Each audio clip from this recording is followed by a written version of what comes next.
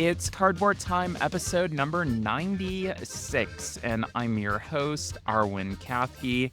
On today's episode, I have reviews of Gems of Iridescia, Compile, Main 1, and an interview with Roberto Panetta of Rock, Stone, and Dice Games.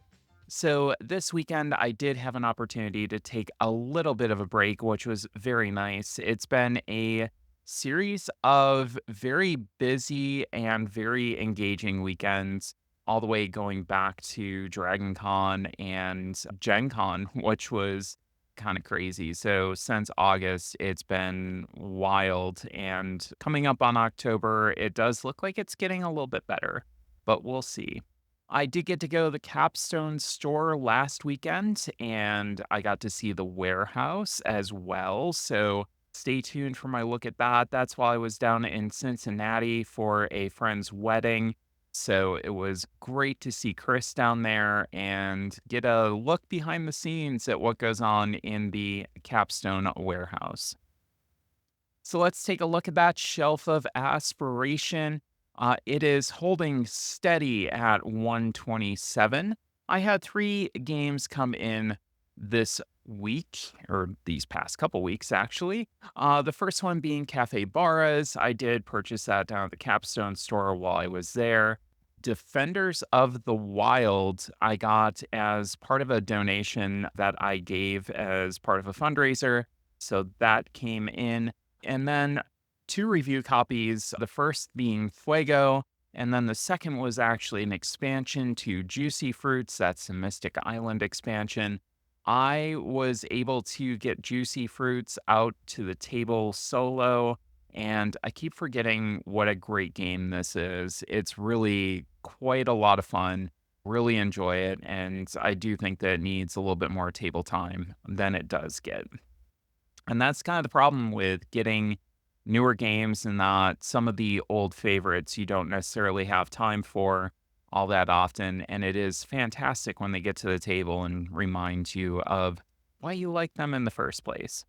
I did get to play three games, the first being Stock Exchange from the Op. I will be talking about that on the next episode. Cafe Barras, I have technically played that before, a little demo version of it, but this was my first time with the full game in its produced and final form, which it was a very fun time. Do want to play that a little bit more before I take on the task of reviewing that. And then also Fuego, I do want to also get a little bit more playtime before I review that. We did get our initial feet wet with that and kind of made some fans with that, with Zoe and Lizzie coming over this weekend and playing some games with me. So that was about it. Just been busy with life in general and trying to do some work around the house. So, and again, taking a break this weekend. Sometimes we need that. So let's get into the first review, and that is of Gems of Iridescia. This is from 1 to 4 players in 30 to 90 minutes, designed by Roberto Panetta. The art is by Sarah Conlin, and Michael Dashow did the logo for it, and it is published by Rock, Stone, and Dice Games. Welcome to the fantastical world of Iridescia. This abandoned world, lush with rare gems, has been vacant for centuries due to a cataclysmic event forcing its inhabitants to take to the skies. The land is now safe to return to, and its former residents are coming home. Take on the role of one of the 4 clans to explore the lands, mine gems, restore ancient relics, and find the lost Iridescia stone to ascend to the throne and reunite the people of Iridescia. Gems of Iridescia is an easy-to-learn, fun-to-master worker placement board game where players will push their luck as they compete to mine gems, restore ancient relics, and ascend to the throne of a rich, gem-filled world. Quick to learn using a simple rule system that enables players to jump right into the game without reading page after page of rulebooks, secret objectives, and a variety of ways to score create different paths to victory, making every expedition a unique and fun experience. Explore Iridescia by flipping over land tiles, revealing the gems hidden beneath them, and then roll dice to mine them. Each gem color is tied to a dice value that can be manipulated to help your cause. Roll high enough, and you can claim more gems, adding them to your cargo hold, providing you with a valuable resource for restoring relics and scoring royalty points. Sell some of your hard earned gems and visit Rumi the Traveling Merchant to purchase tools that will grant your adventurers exciting new abilities to aid in their search for Iridescia's treasures. Your trove of gems can be used to restore Iridescia's ancient relics. Restoring relics will gain you tons of royalty points, which are your victory points, and solidify your claim to the throne. The beautifully illustrated world of Iridescia provides a bounty of little hidden details and treasures for players to discover. Okay, so a mouthful of a description for sure. And this was a review copy. Thank you to Roberto Panetta for providing this. I got a few little goodies as well, some pins, a little mouse pad, and a mug, which I am currently looking at right now sitting on my desk. So this was a nice little package that came from Roberto. This game's production, first and foremost, is gorgeous. It is the first thing that's going to strike you. There's iridescent features on the tiles and components, hence Iridescia. The art is very whimsical. It's very inviting. I do want to give a shout out to this art because it's giving kind of feudum vibes, but a little bit more whimsical and a little bit more, again, inviting. The character design is super fun. The world wants you to come in, and I don't know how to describe it other than that, but you just want to jump in, you want to explore things. And there's small details everywhere that you can look at, which you will discover over multiple plays of the game. So they're just cute, fun little details that you're going to pick up on wherever you look, and you'll see something different every single time, which is really neat. I really enjoyed that. This was easy to pick up and teach, a very basic rule set, very elementary. Basically, the description that I gave talked about a lot of the rules, talked about what you were going to be doing, and then just some minor rules surrounding them.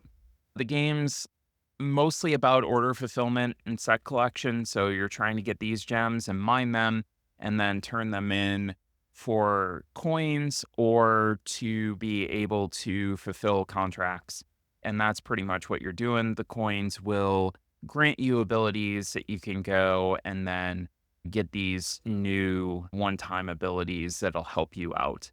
And there is a little bit to teach about board state control. So am I going to rush to the end to get this big end game bonus, or am I going to mine a lot of gems and take my time and potentially pick up, some more order fulfillments that I can do by picking up those gems?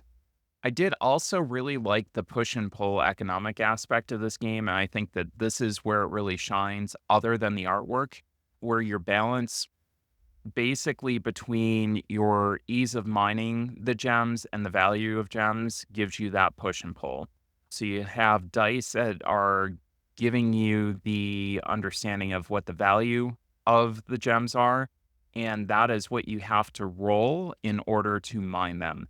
So the more valuable that they are, the harder that they are to get, which I really enjoy. I thought that that was a really cool mechanism and one that made you make some good decisions.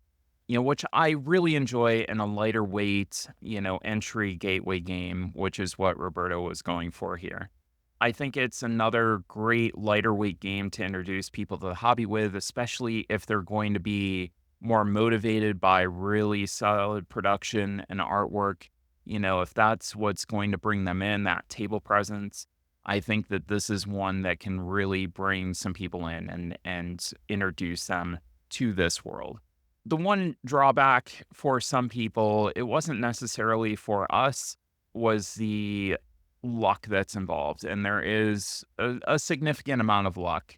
It might turn some players off, particularly in what gems come up to mind. You may really be looking for something and have to spend some time finding out, where it is.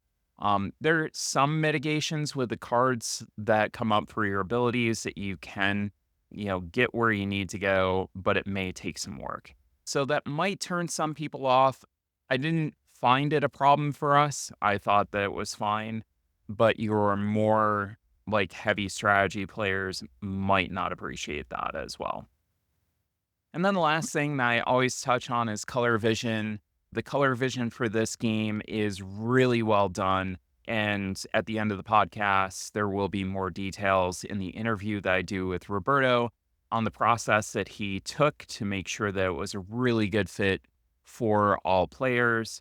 I had absolutely no trouble with this game at all. I think it was a really solid use of triple coding and definitely commendable. I did get Roberto and Brian Chandler in touch, so hopefully they've been talking because I think that this is a really good example of some good work in that realm. So I do want to highlight not only when these things happen for the negative, but also positives. When this is done right, when we do have good examples, I want to make sure that we highlight those and that we celebrate them. So, for my final thoughts, this review copy is going to be hard to pass along. I do have to send this off to the next because I do want to explore some more of this world. But I really enjoyed my time with it. I thought that it was a really good, solid gateway game. I'm looking forward to getting this through crowdfunding, Kickstarter. It's still available right now as this podcast is available, like you'll hear at the end of the show.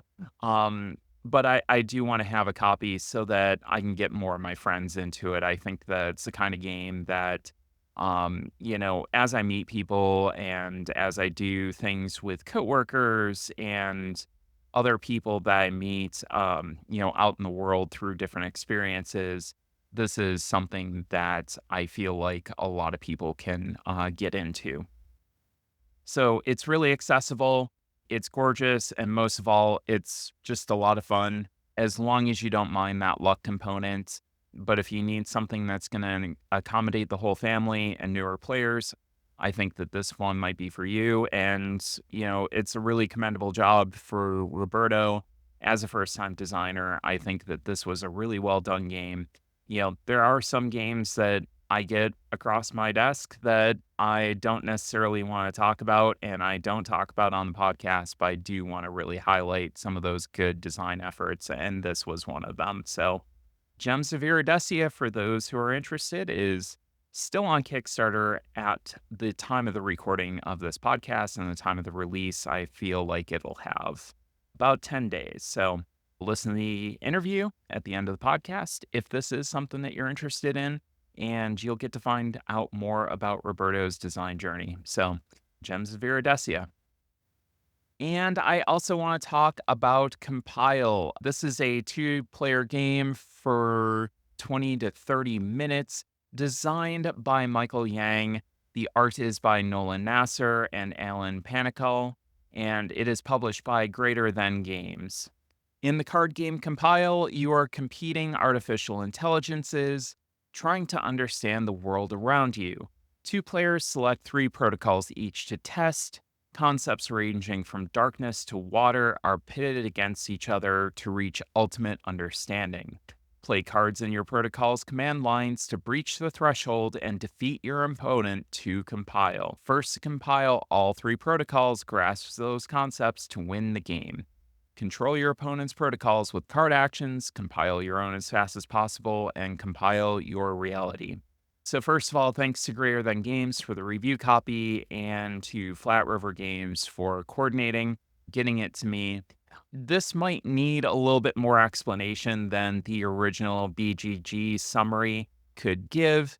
Basically, you have these three protocols that you're going to choose from a deck. I think the initial set was 8.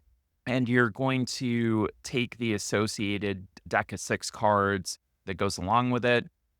Those 3 decks of 6 cards get shuffled together, and that is the deck that you're working with. So each protocol has its own different flavor and style and things that it does. So that's how you're going to be building your deck. The cards you're going to play down in their own lanes. So you're going to try to build up that lane as much as possible to get your protocol to the point that you can compile it and turn it over.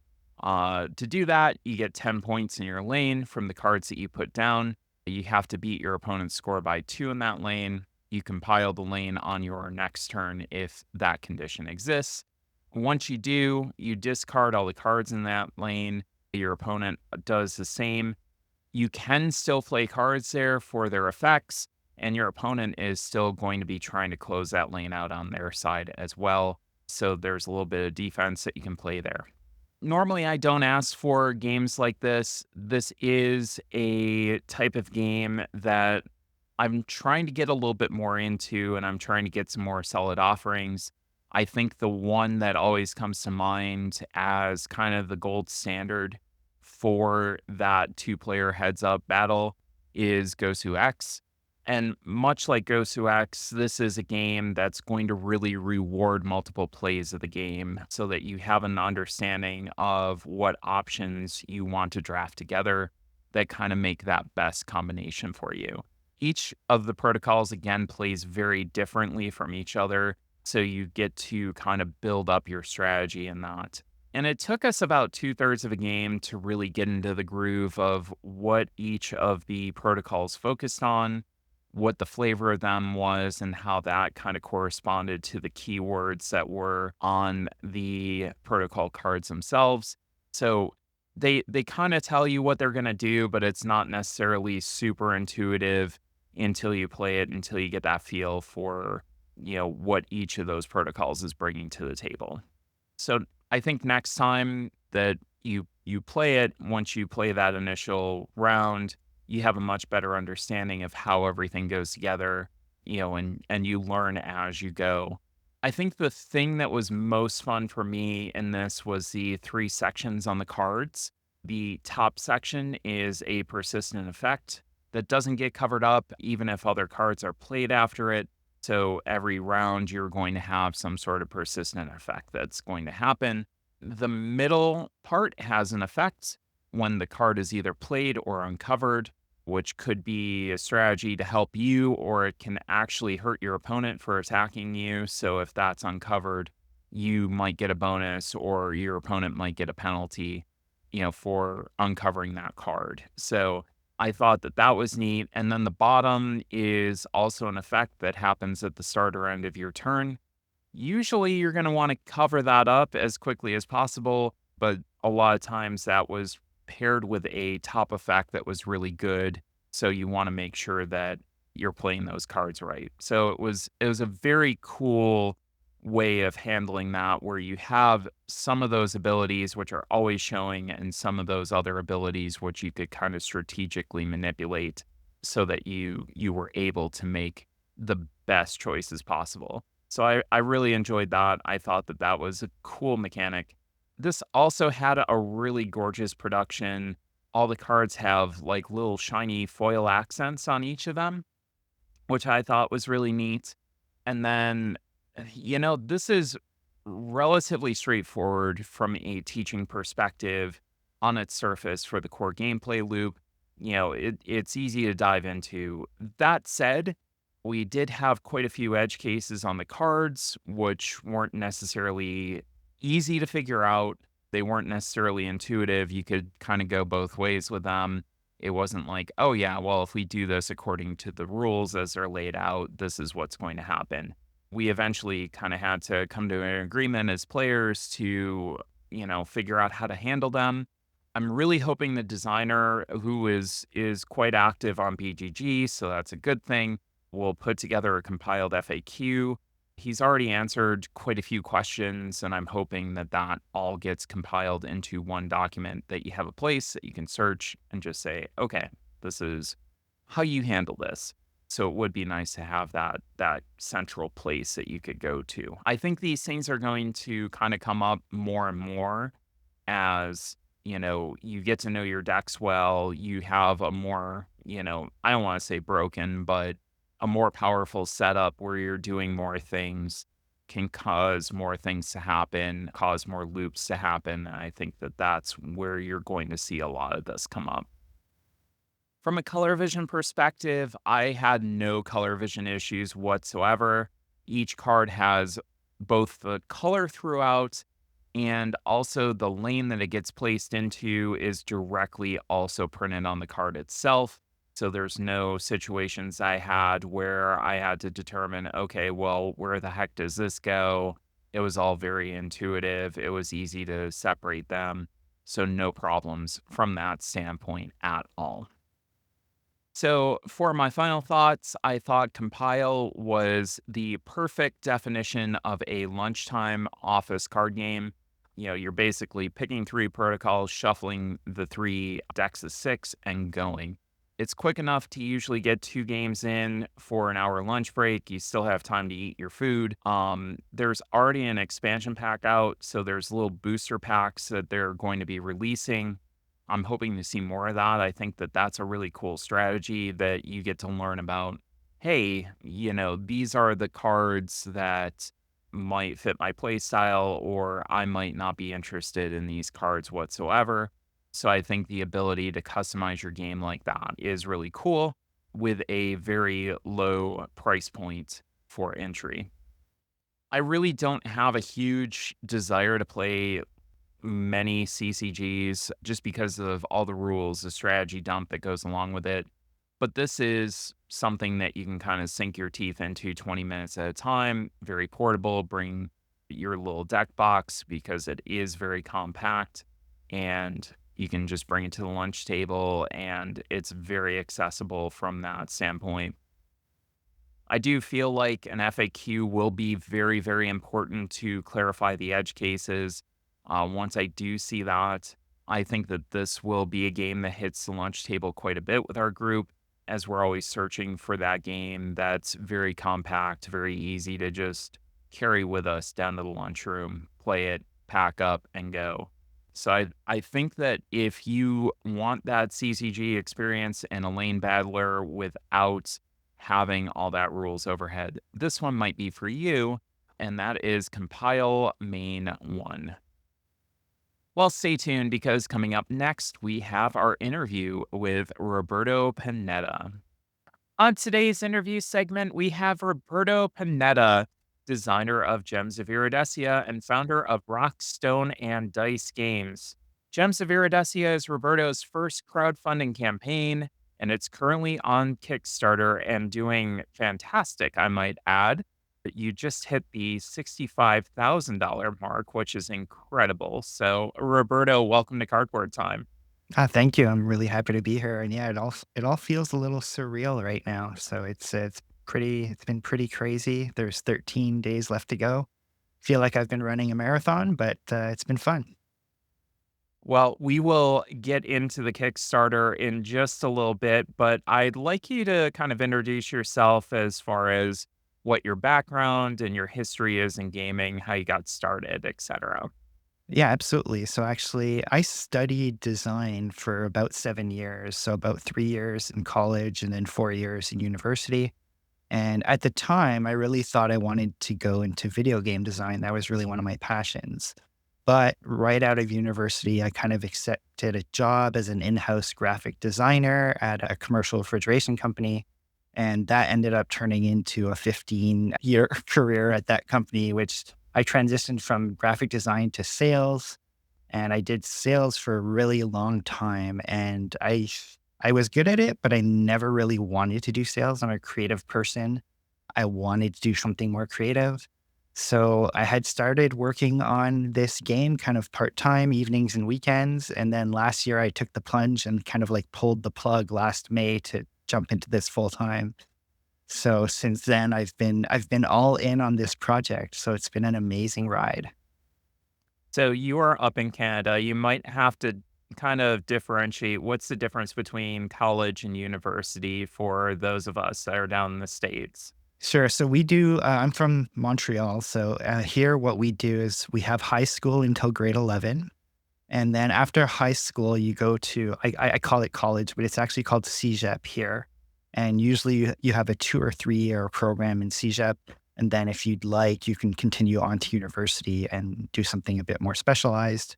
And so that was kind of my path. Well, my path was actually a little longer than that because I kind of didn't know what I wanted to do and changed a few times. But yeah, more or less, that's how it goes here. Oh, very cool. We're starting to get more and more Canadian designers, which makes me so incredibly happy. Growing up in Buffalo, New York, I was right across the pond as we were, discussing before this chat, but definitely excited to see more Canadian representation in the hobby. Yeah, it's been awesome. I mean, just this industry as a whole, I've only been in it for a little under 2 years now, but like everybody is so friendly. Everybody's so willing to help each other. It's very different from kind of the corporate kind of environment I was used to prior to this. Yeah, absolutely. That's why I love talking about it because it's just such a nice, friendly hobby for the most part. For the Oh, most part. Some I've seen some games that get pretty hectic, I will say. this is true. So, can you elaborate a little bit more on the story behind you designing Gems of Iridescia and founding your company? Yeah, so I mean, I've always been somebody that was kind of fascinated with play, and I think it's important as adults to play. And I'm somebody that just has never stopped playing my whole life, whether it's been from Lego, which I still love playing with, and video games, which I still love playing.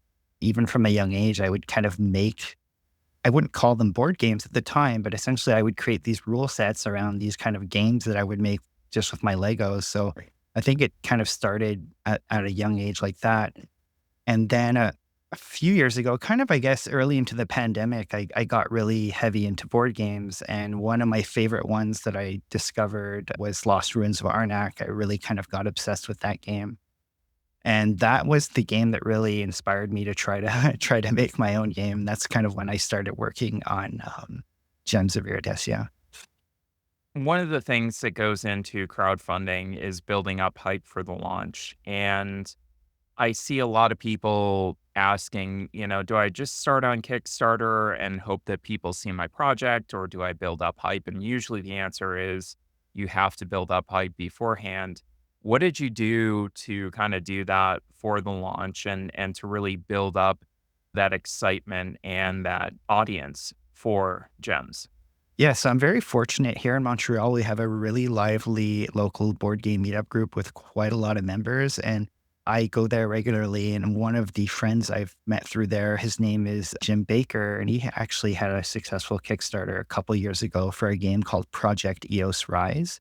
And he's just really helped me. Like right as soon as I told him I was working on a game, he's like, okay, he's like, create at least one image and whether it's your box art or whatever, and just start collecting emails as early as you are in the process. Just try to start collecting emails because you're going to want to go into your Kickstarter campaign with a substantial email list. And so that was really kind of, I started pretty early on collecting emails. And yeah, then it's just spending a lot of time doing the reps, going online and Facebook groups and going to conventions and meeting with people and play testing, just getting the game in front of as many people as I could. And I think one of the things that I saw you do after I started following you was when you were going to your conventions, you were posting somebody had a high score when you were playing with somebody, and you were posting that and saying so and so had this high score, and trying to build up hype that way and that natural engagement, which I think is so incredibly important when you have a crowdfunding campaign. Yeah, I'd say that's the biggest challenge. I did a really cool workshop with the person who actually did the video game trailer for my game. His name's Ori Kagan, and he runs a game called Kagan Productions. It does trailers for board games. And I did this workshop with him about like kind of identifying and nurturing your super fan. And essentially, he's just trying to make all of your decisions on your game, marketing wise, kind of speaking to that person that is like your super fan. And that's just kind of what I focused on. We kind of like created this persona of what, the super fan of Gems of Iridescia is. And then all the language used in any marketing and artwork and whatnot, it was all just kind of focused on catering to that one fan. And then I was very lucky that, I guess I found my people, and then once you start getting a few of those super fans, they get excited and they like sharing things.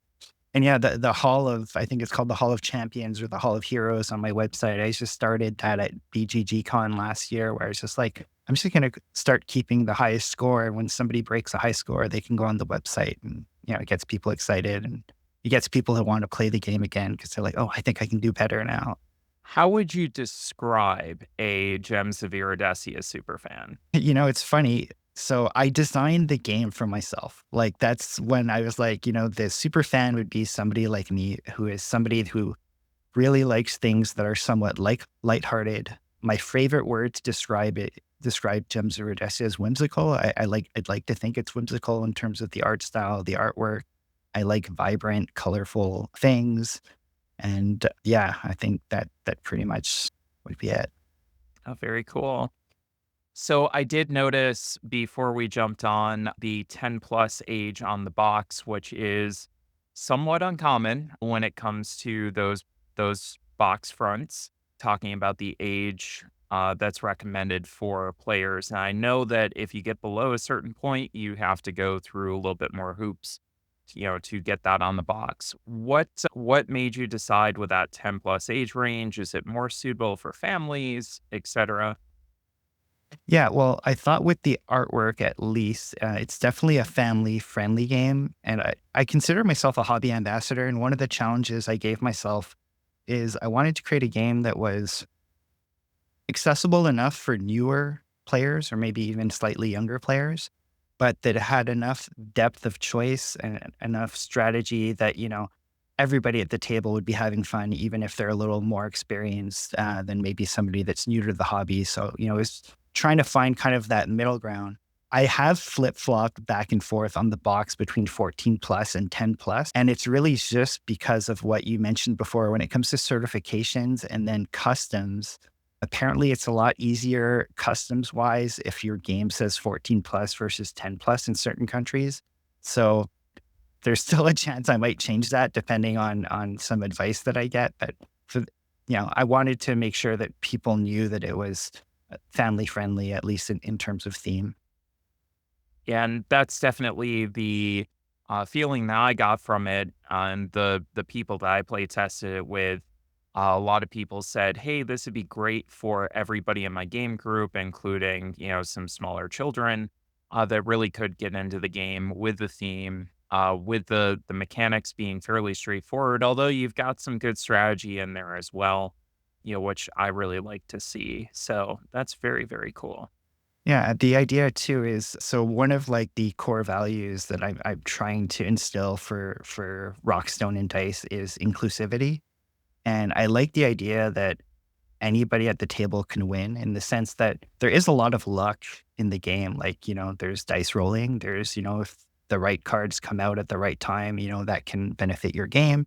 And I like the idea of having luck in a game because it means anyone at the table can win. It's not always going to be the smartest person or the best person at the game. Sure, the best strategy will favor you more often than not, but everybody kind of has a chance to at least be competitive and be in the game. Speaking of that inclusivity piece, one thing that I did notice was the color vision accessibility, and specifically asked you about before I took a review copy, which I think you did a really good job on. What exactly did you do for color vision accessibility on this game? Yes, I'm also very lucky. My friend Jim, who I mentioned before, he's actually colorblind as well, and he's one of the early playtesters on the game. And I've got another friend, John, in my play group who's also colorblind. So basically, being able to play test with them really early really helped with that. So in a lot of the early marketing pictures you'll see of the game, I was using these clear acrylic gems. They told me like, hey, these are really difficult for us unless you're going to use 4 different shapes. So I decided, you know what? Like, I don't like the idea of using plastic anyway. So I was like, how can I do this so that I can have really unique looking pieces for my game? And so we decided to make the custom wooden gem tokens with that iridescent finish. I call it, it's a metallic finish. But yeah, I paid special attention to having things that are different shapes and also that would have different symbols or icons. So not just the color. And actually, I've even made one more tweak after the copy that I sent you because I realized that the scoring markers weren't very color friendly. So now they're actually screen printed on both sides so that on one side there's the first letter of the name of the clan that you're playing as. Oh, So very just cool. to try to take care of that. So Love that. Absolutely love that. We love a good color vision accessible game for sure on this podcast. thank you. So now that you're on the back half of the crowdfunding campaign, you're, starting to kind of, feel that, get over the hump kind of thing. Do you have any tips for anybody, things that you've learned, things that you think people should do that you did, things that people shouldn't do that you did, etc.? Yeah, it's hard to say because I think everybody has a different path to success and everybody has kind of a different way of approaching things. One of my mottos is fail spectacularly. So like if you're gonna try something, like just go all in and do it. Don't try to like dip your toe in the water and so that's kind of like my approach to most things in life. In terms of actual advice, I mean, I think that best advice is really to get your game in front of as many people as you can and find the person that hates your game. Because the people that really like your game aren't really going to help you early on in the process. You need to find the people that really dislike something and try to figure things out and get that real feedback instead of the people that are just being nice to you. That's why I see a lot of people have the tips of, get outside of your comfort zone Yeah. for play testing and don't just play test with your family and friends because Yeah. people are just going to say, oh, yeah, this is great. I love it. I'd buy it tomorrow kind of thing. Yeah, yeah, exactly. So, yeah, definitely get it in front of as many people as you can, different people. Absolutely. So you said this has been a whirlwind for you. What is the first thing that you're going to do once your campaign ends? It's funny. So, like, the campaign ends, but there's still like some work to be done after then, because then we have to set up like the back end of the pledge manager and all those things. I'm very much looking forward to the point where I've sent off all the production files to the manufacturer. I've placed the order, and now I'm just kind of like waiting on them because I have started working on two other projects. So I'd like to kind of like start developing those more as well. But I also don't want to put myself in a position where I'm overwhelmed and kind of ignoring the responsibilities and the duties to this game because I want to see it through to the end. And it's funny. Every day I think, oh, okay, this is done, and then like even something as simple as the rule book. Okay, the rule book's final now. Then the next day, like you play with some people and you're like, oh, I need to change like a word here or a word there. Like you're always kind of tinkering with it. So I think at some point you have to just say, okay, it's done. Yeah, at some point you have to release it to the wild. So, what hobbies do you have other than gaming?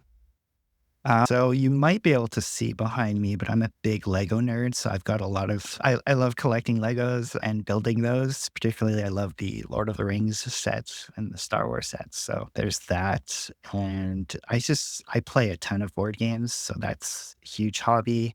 And I still play video games, not as much as I used to, because now that free time, I kind of favor the board games over the video games. But like the new Legend of Zelda game came out today, so I'm all over that. That's what I'll be doing tonight. Oh, nice. A little post interview wrap up treat. Yeah. Yeah. If you had to choose like your favorite Lego set, what would you say that yours is? It would be the Lord of the Rings Rivendell set. It's just really beautiful and very Gorgeous. detailed and colorful, and yeah, I definitely my love favorite. that. So you said you're a big board game nerd. What is on your table currently? What have we been playing lately? We've been playing a lot of Arcs. I've been enjoying Arcs, which is pretty popular. I still play like Lost Ruins of Arnak probably at least once a day on Board Game Arena because I just absolutely love playing that. This week at my meetup, what did we play? We played Mission Red, which I had never played before. I'm not sure if you know that one, but Hmm. yeah, you're placing workers on this planet and it's kind of area control. It was pretty fun. Wilmot's Warehouse is another really weird, interesting one. On its surface, it looks like a memory game, but essentially you're going to be, as a group, laying out these 35 tiles that each have a different image on it.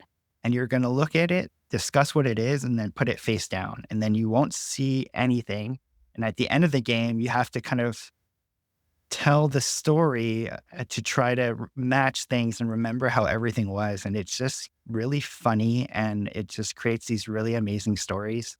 And I'm really enjoying that one lately. But you need the right group of people that are willing to kind of, be a little quirky.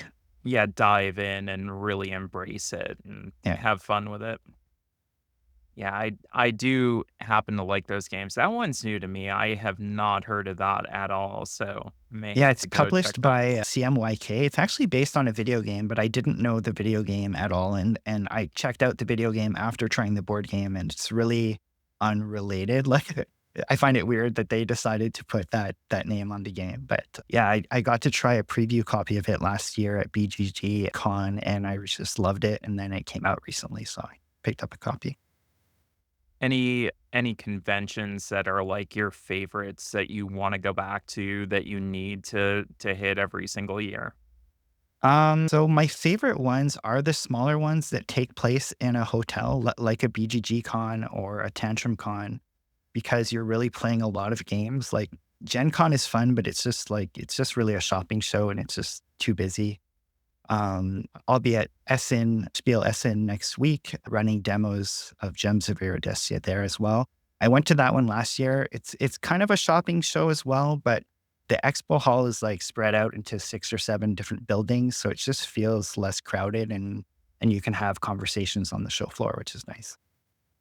I wonder what that's like after being at Gen Con, it's kind of one of those burnout things I have. Yeah, I'm like, I just need to rest from conventions for a while.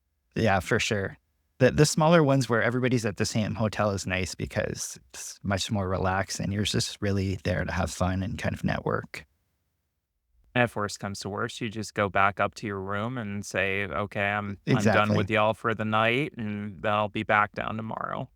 Yeah, exactly. You don't have to go to a party here or an event there. And yeah, And Indianapolis is not necessarily laid out all that well for that right, either. It's right. it's like, "Oh, this party's over here 5 blocks away, and this party's over here, at this remote location I've gotta take an Uber to," and all those good things. Yeah, well, the hotels are so expensive that also, yeah, I had to take an Uber just to Mhm. get to the convention hall every day. So, Yeah, same. We were actually, I would have liked a hotel that was right there, but, the housing lottery said otherwise. I was yeah, destined to be out by the airport. So yeah, I tried the lottery as well, but yeah, I did not get in.